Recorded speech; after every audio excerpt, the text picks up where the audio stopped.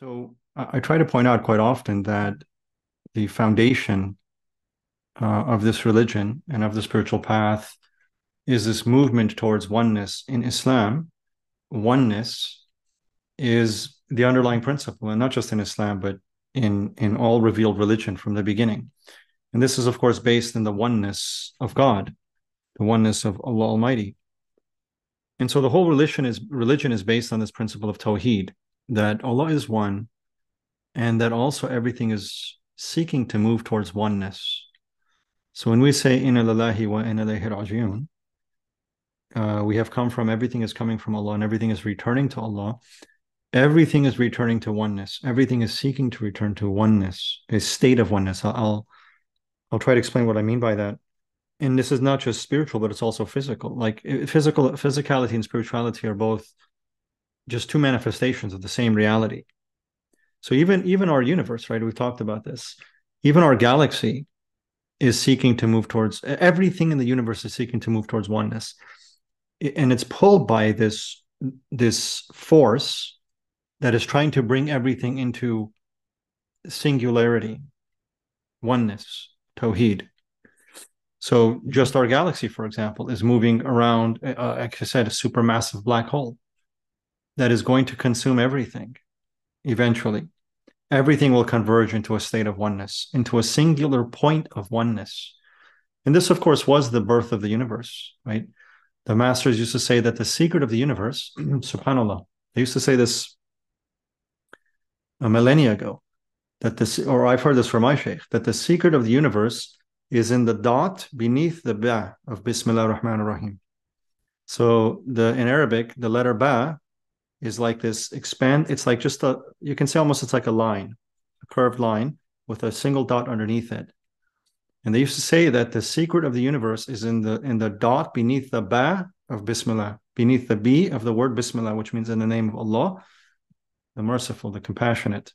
We know now, based on I think the most widely accepted scientific theory, that the entire universe expanded from a singular point.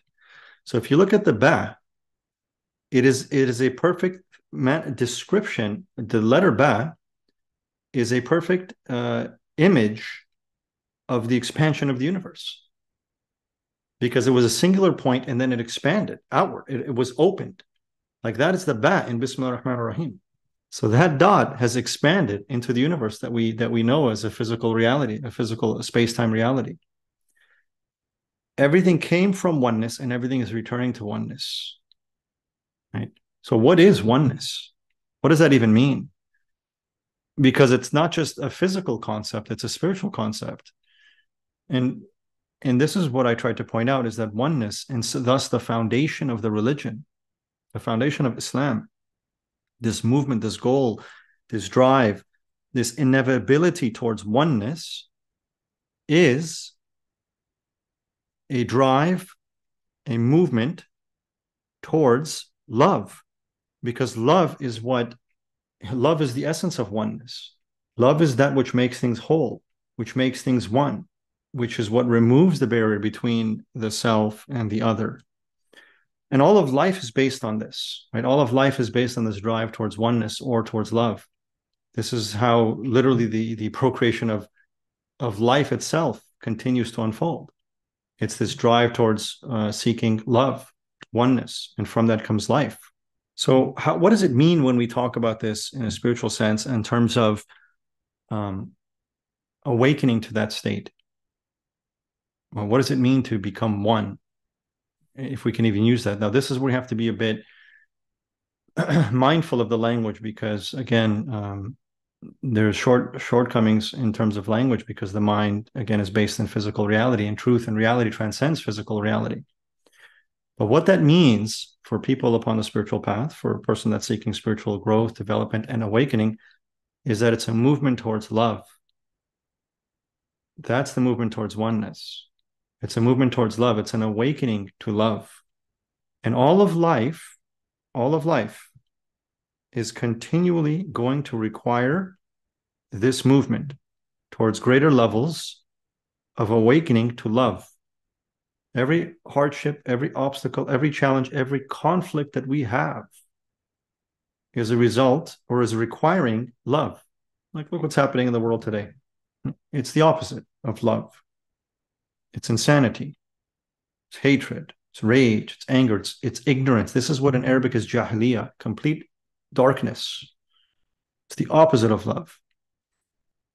But everything, and that's why there can never be peace, actually, until there is this movement towards spirituality, which is love. The goal of every, I won't even say every religion, the goal of religion itself, because there is only one religion, what Allah has revealed from the beginning of time to the end. The goal has always been and always will be love. So what did Jesus alayhi salam say? Right? Love thy neighbor. Right? Not just Jesus. This is the commandments. This is the original scriptures. Love thy neighbor. Or is that what we're seeing now? We're seeing the oppression and tyranny of neighbors. Inna lillahi wa inna ilaihi raji'un. As a human being progresses, seeks to develop, and life will require this. When we say the spiritual path, all the spiritual path is trying to do is to equip us to deal with life in the best way possible, to come into alignment with life, so that the process of life, we can stop resisting the process of life. This is why surrender. This is why Allah says the religion is Islam. It's surrender. There's no other religion that will be accepted before Allah except for surrender. Life is continued trying to move everything forward to what we are meant to be, what we are created to be, and to become, and to awaken to. And literally, when Allah was going to create the human being, and He said, "I'm going to establish my creation, my deputy, the human being." And the angel said, "Oh Allah, are you going to create this creation that's going to spill blood on the earth and create corruption and mischief?" And Allah said, "I know what you know not." Means I understand, like I know my knowledge transcends your knowledge. That's what you can see, but I can see also beyond that. The purpose of life is to evolve beyond that. And so all of our hardships, all of our challenges in life require an awakening to love. Look at it in your own life. And what is love, in fact? Love is what encompasses everything, all of the attributes of Allah. All of the attributes of Allah are encompassed in love. Mercy, compassion, forgiveness, patience, strength, compulsion, all of it. Irresistibleness, all of Allah's attributes are encompassed in love. The yin and the yang, the hard and the soft. Because love is perfect, it's whole, it's complete, it's perfectly balanced within itself. It can't be just one or the other. It can't just be the soft, it also requires the hard. And as the human being moves towards perfection, because that's what life requires of us. That's why in life, we have to have this attitude, this approach, this intention. I'm here to grow. I'm here to learn. There's no complacency. They say, La rahata fi din. There's no complacency. There is no rest in the religion. That I just want to be happy. I just want to be at peace. Why can't the world and other people just let me be happy and give me what I want? That's not why we're here. That's for paradise. That's for akhirah. You prove yourself here, and inshallah ta'ala in eternity, then you have endless rest and peace and ever increasing joy and ecstasy and love and light. And in this world, this is the domain of growth. So everything is requiring from us love. What is the answer ultimately to any problem, to any challenge is love. It's always the answer. Any challenge, any hardship, and surrender is love, by the way. How does one surrender? It can only happen through love. Right? When Allah says there's no compulsion in the religion, He means it. If you really want to prostrate before Allah, it must be done out of love. Maulana Sheikh Nazim, we read it in the book, says there's no value to your worship if it's not done in love. What is Allah needed for? It doesn't do Him anything, and it doesn't do you any good. Well, it does you some good, but the real benefit is when it is done with love. So as a human being aligns and either willfully, ideally willfully, but even unwillfully, life just pushes us forward. It moves us towards increasing capacity for the manifestation of love, for the experience of love, for the expression of love, for the being of love. As you evolve as a human being, what begins to happen in the human being is an increased capacity for love. And that means that the density in the human being has to be reduced. Because love is what manifests when density is diminished. Density is what prevents love from manifesting, because love is what is. Like this entire universe is filled with divine love. The ocean of power in which we all exist is an ocean of love. It's an ocean of mercy. It's an ocean of light. It's an ocean of beauty. We are veiled from it, and it's not manifesting within us and through us because of the density of the ego. So how does one then diminish the density of the ego? The entire everything in the religion is for this, to diminish the density of the ego. It's your worship, it's your diet, it's your movement, it's your thoughts, it's your feelings, it's your intentions, it's everything you do. Just fasting diminishes the density of the ego. And ultimately, again, all of this should be done with the intention of love, seeking love. All of it should be done with the intention to seek love and to do out of love, and the love increases. The capacity for love increases in the heart. The heart is boundless. There's no limit to the expansion, capacity, and potential for the heart. And what's the evidence of that? Allah says, nothing in the universe can contain me. And Allah is infinite.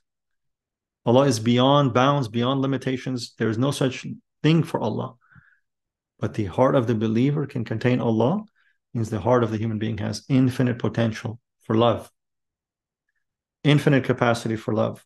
When Rumi says love is the bridge between you and everything, it means love is the bridge between us and our Creator, between creation and Creator.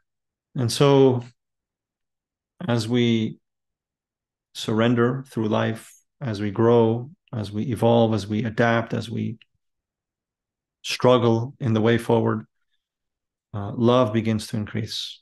The capacity for love begins to increase. The heart becomes softer and softer and is easily moved. And that's when the barrier between you and the other begins to become diminished. When you can look at another human being and feel love for them because you see them, because you see the other person. When a human being truly sees another person, love is the only possibility. Love is the only answer. Love is the only result. Because what Allah created is beautiful. And the soul of every human being is beautiful. So think about this. When human beings lack empathy, I mean, we're living in an insane world. This is beyond insanity at this point. And the masks are off, like you see how absolutely insane the people who are running this world are. It's beyond insanity. It's beyond clinical insanity. When they can greenlight the massacre on television for everybody to see. And there's nobody saying, we can't allow this. This is out of control. When they're greenlighting the massacre of tens of thousands of people, and the world is watching, and they're still defending their position. This is utter insanity. Where is the empathy? This is the opposite of humanity. This is the opposite of humanity. It's a complete disconnection from the divine. These people, this is what kufr is. And these are who the kafirin are. These are the kuffar. These are the kuffar that have no capacity for empathy, no concept of justice, peace. They don't want peace. A long answer to your question. Yeah, it's the increase of love in the heart of the human being. Increase of love. And even for one's enemies, by the way. And the companions, the Prophet ﷺ and his companions did not have hatred towards their enemies. And that's what made even forgiveness possible. And they didn't have hatred towards, they fought. Absolutely. They defended themselves and they fought. But there was no bitterness in their hearts. It was not allowed. The second that bitterness entered into the heart, it was forbidden to fight. And fighting is an inescapable necessity of this world. There's no escaping it. Allah says in the Quran, clearly, that if He doesn't keep a certain people in check by other people, the world will be overrun by corruption. And it's a basic principle, the principle of self-defense. But it must be free from anger, bitterness, rage, hatred. It's not acceptable in Islam. And so in Islam, one just does what is necessary, the minimum that's necessary in terms of force. But it must, even there must be love, actually. Even there must be compassion. There must not be a bitterness in the heart, even for one's enemies.